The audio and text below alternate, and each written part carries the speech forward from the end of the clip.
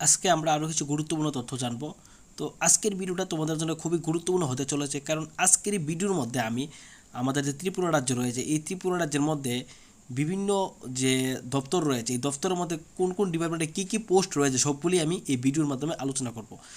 আমাদের এই বিধানসভার যে অধিবেশন চলছে এই অধিবেশনের মধ্যে কিন্তু সমস্ত পোস্ট কিন্তু যে তুলে ধরা হয়েছে। তো আমরা প্রথমেই কয়েকটা স্লাইড দেখব, এই স্লাইডের মধ্যে আমরা এই ভিডিওতে কী কী আলোচনা করব, তো আমরা এই স্লাইডগুলোতে আমরা প্রথমেই দেখে নেব। প্রথমেই দেখো, আজকে আমরা জানবো, এই একটা হেডলাইন দেওয়া হয়েছে এই ভিডিওর মধ্যে। তো এই হেডলাইনের মধ্যে আরও দেওয়া হয়েছে কি শূন্যপদের সংখ্যা, অর্থাৎ কোন ডিপার্টমেন্টে কী রকম শূন্যপদ রয়েছে আমরা এগুলা জানবো।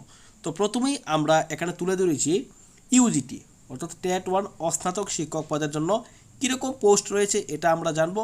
দ্বিতীয়ত জিটি টেট পেপার 2 এর মধ্যে স্নাতক শিক্ষকের জন্য কী কী পোস্ট রয়েছে আমরা এটাও জানবো। তোমরা জানো যে ইতিমধ্যে টেট 1 এবং টেট পেপার 2 পরীক্ষা হবে।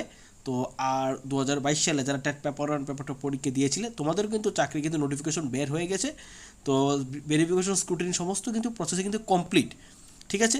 তো তোমাদের কিন্তু এইগুলো কিন্তু জানা খুবই দরকার, যারা টেট পেপার 1 পেপার 2 পরীক্ষা দেবে, যারা এসটিজিটি পিজিটির জন্য প্রিপারেশন করছো তোমার জন্য কিন্তু খুবই ইম্পর্টেন্ট এই ভিডিওটা। তারপর আমরা জানবো এসটিজিটি সেকেন্ডারি স্নাতক শিক্ষকের জন্য কীরকম পোস্ট রয়েছে এগুলো আমরা জানবো। এরপর আমরা জানবো কি বন্ধুরা, এরপর আমরা জানবো এসটিপিজিটি স্নাতকোত্তর শিক্ষকের জন্য কী কী পোস্ট রয়েছে বিভিন্ন সাবজেক্টের জন্য এগুলো আমরা জানবো। তারপর হায়ার সেকেন্ডারি স্কুলের হেডমাস্টারের কয়টা পোস্ট রয়েছে এগুলোও জানবো। তারপর আমরা জানবো হায়ার সেকেন্ডারি স্কুলের জন্য যে অ্যাসিস্ট্যান্ট হেডমাস্টার রয়েছে, সহকারী প্রধান শিক্ষক, এই সহকারী প্রধান শিক্ষকের জন্য কয়টা পোস্ট রয়েছে সমস্তগুলো বিষয় আমরা এই ভিডিওর মাধ্যমে আজকে জানবো। আশা করি ভিডিওটা দেখার পর তোমাদের আর এরকম যে পোস্ট নিয়ে বিভিন্ন দপ্তরে কীরকম পোস্ট রয়েছে খালি এগুলো নিয়ে তোমাদের কোনো সমস্যা হবে না বলে আশা করি। তারপর আমরা জানবো কি এলডিসি লোয়ার ডিভিশন ক্লার্কের শূন্যপদের সংখ্যা, তারপর গ্রুপ ডির শূন্যপদের সংখ্যা আমরা জানবো। তারপর তো আমরা জানবো ও এরপর আমরা জানবো বন্ধুরা ইউডিসির জন্য কটা পোস্ট রয়েছে এটা জানবো। বুনিয়াদী শিক্ষা স্তরে কতজন শিক্ষক নিয়োগ করা হয়েছে এটা আমরা জানবো। তারপর জানবো আমরা স্নাতক স্তরে, অর্থাৎ স্নাতক স্তরে বলতে এসটিজিটি বা জিটি স্তরে কতজন শিক্ষক নিয়োগ করা হয়েছে। তো সবগুলো বিষয় আমরা আজকের ভিডিওতে জানবো। আশা করি ভিডিওটা দেখার পর তোমাদের আর এরকম পোস্ট নিয়ে বা কয়টা পোস্ট খালি আছে কীরকম নিয়োগ করা হয়েছে এগুলো নিয়ে তোমাদের কোনো সমস্যা হবে না বলে আমার মনে হয়। তো আমরা এখন মূল পর্বে চলে যাচ্ছি। ভিডিওর মূল পর্বে তোমরা দেখতে পাচ্ছ এখানে শিক্ষা দপ্তরের শূন্য পদ 3599টি, অর্থাৎ 3599টি শিক্ষা দপ্তরের শূন্যপদ মোট রয়েছে। এটা কিন্তু বিধানসভায় তথ্য তুলে ধরেছেন আমাদের মাননীয় মুখ্যমন্ত্রী। এইবার আমরা এই ভিডিওর বিস্তারিত জানবো। এই যে হেডলাইন্সটা দেওয়া হয়েছে এই হেডলাইন্সের মধ্যে বিস্তারিত কী আছে আমরা এখানে জানবো। তো বলা হয়েছে তোমাদের কি বলেছে এখানে রাজ্যের মোট 352টা যে স্কুল রয়েছে, প্রাথমিক স্কুল রয়েছে, এই 352টা প্রাথমিক স্কুলের মধ্যে কিন্তু শিক্ষক সংকট কিন্তু রয়েছে। এখানে কিন্তু স্পষ্টত কিন্তু এখানে তোমাদের উল্লেখ করা হয়েছে রাজ্যের 352টা স্কুলে তোমাদের প্রাথমিক স্কুলে শিক্ষক সংকট রয়েছে। তো এর মধ্যে সেকেন্ডারি এডুকেশন যে রয়েছে আমরা জানি সেকেন্ডারি এডুকেশন এসটিজিটি, এই সেকেন্ডারি এডুকেশনের মধ্যে শূন্যপদ রয়েছে 3599টা, ঠিক আছে। তো রাজ্যে 352টা প্রাথমিক স্কুলের মধ্যে শিক্ষক সংকট রয়েছে। আর সেকেন্ডারি এডুকেশন যে রয়েছে এসটিজিটি যা আমরা ধরি সেকেন্ডারি এডুকেশন, তো এসটিজিটির মধ্যে তোমাদের 3599টি পোস্ট কিন্তু শূন্যপদ কিন্তু খালি রয়েছে। আর কি রয়েছে স্নাতকোত্তর এসটিপিজিটির মধ্যে শূন্যপদ রয়েছে 805টি, ঠিক আছে। এখানে কিন্তু স্পষ্টতভাবে দেওয়া হয়েছে, তোমরা ভালো করে দেখে নাও। এগুলো কিন্তু আমাদের আজকের বিধানসভায় কিন্তু তথ্যগুলো তুলে ধরেছেন, ঠিক আছে। তো আরও এখানে বলা হয়েছে শিক্ষা দপ্তরে যে তোমাদের পিজিটি শিক্ষক রয়েছে এর মধ্যে বাংলা বিষয়ের জন্য তোমাদের 85টি শূন্যপদ রয়েছে, ঠিক আছে। ইংরেজি সাবজেক্টের জন্য বিষয়ভিত্তিক টিচার 100টি পোস্ট রয়েছে। তারপর আমাদের যে ককবরক সাবজেক্ট রয়েছে এই ককবরক সাবজেক্টের জন্য 13টি পোস্ট রয়েছে। সংস্কৃত এর জন্য 14টি পোস্ট রয়েছে, এগুলো কিন্তু ল্যাঙ্গুয়েজ সাবজেক্ট। মিজুলুসের জন্য 1টি পোস্ট রয়েছে। আর আরবিক সাবজেক্টের জন্য 4টি পোস্ট কিন্তু খালি পড়ে রয়েছে। তারপর আরও রয়েছে এবার বিজ্ঞান বিভাগের জন্য পদার্থবিদ্যায় ফিজিক্সের জন্য 89টি পোস্ট খালি রয়েছে। তারপর আমাদের রসায়ন সাবজেক্টের জন্য 80টি পোস্ট খালি পড়ে রয়েছে এসটি পিজিটির মধ্যে। তারপর আমাদের জীববিদ্যার মধ্যে 29টি পোস্ট খালি রয়েছে। ম্যাথামেটিক্স গণিতের জন্য রয়েছে মোট 47টি পোস্ট খালি পড়ে রয়েছে। এবার আসবো আর্টসের সাবজেক্ট, ঠিক আছে। তো সমাজবিদ্যার মধ্যে মোট 34টি পোস্ট খালি রয়েছে। সাইকোলজি মনোবিদ্যার মধ্যে 41টি পোস্ট খালি পড়ে রয়েছে। তারপর ইকোনমিক্স অর্থনীতির মধ্যে 50টি পোস্ট খালি পড়ে রয়েছে। শিক্ষাতত্ত্ব এডুকেশনের মধ্যে 18টি পোস্ট খালি পড়ে রয়েছে। জিওগ্রাফি ভূগোলের মধ্যে মোট 61টি পোস্ট খালি রয়েছে।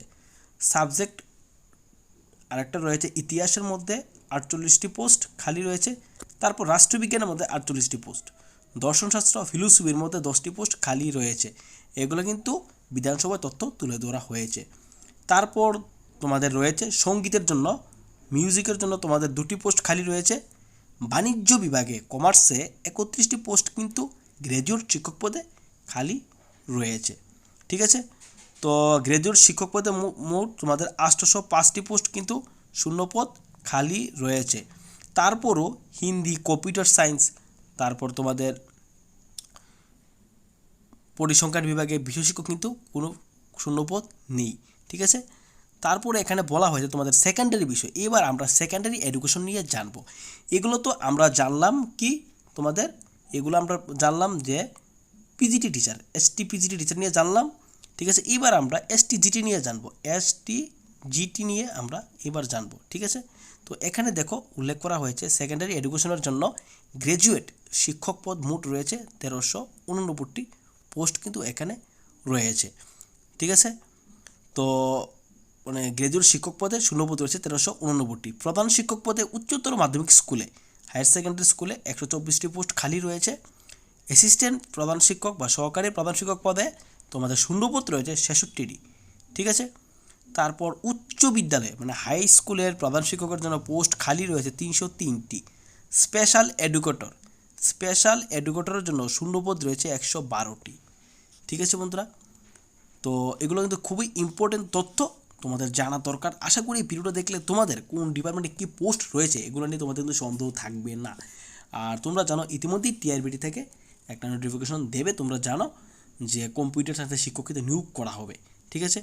তো এই কম্পিউটার সায়েন্সের শিক্ষক নিয়োগ করা হবে এ নিয়ে তোমাদের তোড়জোড় কিন্তু চলছে। তো প্রত্যেকটা সাবজেক্টের জন্য কিন্তু শিক্ষক নিয়োগ করা হয়েছে, আরও কিন্তু প্রচুর শিক্ষক কিন্তু নিয়োগ করা হবে আমাদের রাজ্যের মধ্যে। তো এখানে বলা হয়েছে যুগ্ম অধিকর্তা পদে তোমাদের 8টি পোস্ট খালি রয়েছে। উপ অধিকর্তা পদে 9টি পোস্ট খালি রয়েছে। অ্যাসিস্ট্যান্ট ইঞ্জিনিয়ার, এবার আমরা যাবো ইঞ্জিনিয়ারিং পোস্ট নিয়ে। ইঞ্জিনিয়ারের জন্য 4টি শূন্যপদ খালি রয়েছে। এলডিসির জন্য 301টি শূন্যপদ কিন্তু খালি পড়ে রয়েছে। গ্রুপ ডি পদে রয়েছে 477টি পোস্ট কিন্তু খালি রয়েছে। এগুলো কিন্তু আমাদের যে রাজ্যের বিভিন্ন দপ্তর রয়েছে, দপ্তরভিত্তিক পরীক্ষার মাধ্যমে নিয়োগ হতে পারে বা টিপিসির মাধ্যমে নিয়োগ হতে পারে, আবার কিন্তু জিআরবিটির মাধ্যমে নিয়োগ হতে পারে। আর শিক্ষা দপ্তরটা কিন্তু টিআরবিটির মাধ্যমে নিয়োগ হয়, ঠিক আছে। তোমরা সবাই জানো ট্যাট 1, ট্যাট 2, এসটিজিটি, পিজিটি এগুলো কিন্তু আমাদের টিআরবিটির মাধ্যমে নিয়োগ করা হয়। তারপর আমরা আরও জানবো যে রাজ্য সরকারের অনুদানপ্রাপ্ত যে স্কুল রয়েছে বেসরকারি স্কুল, এই বেসরকারি স্কুলের মধ্যে কিন্তু 433টা পোস্ট কিন্তু রয়েছে শূন্যপদ, ঠিক আছে। এর মধ্যে পিজিটি শূন্যপদ রয়েছে 152টি, ঠিক আছে। 152টা রয়েছে পিজিটি শূন্যপদ।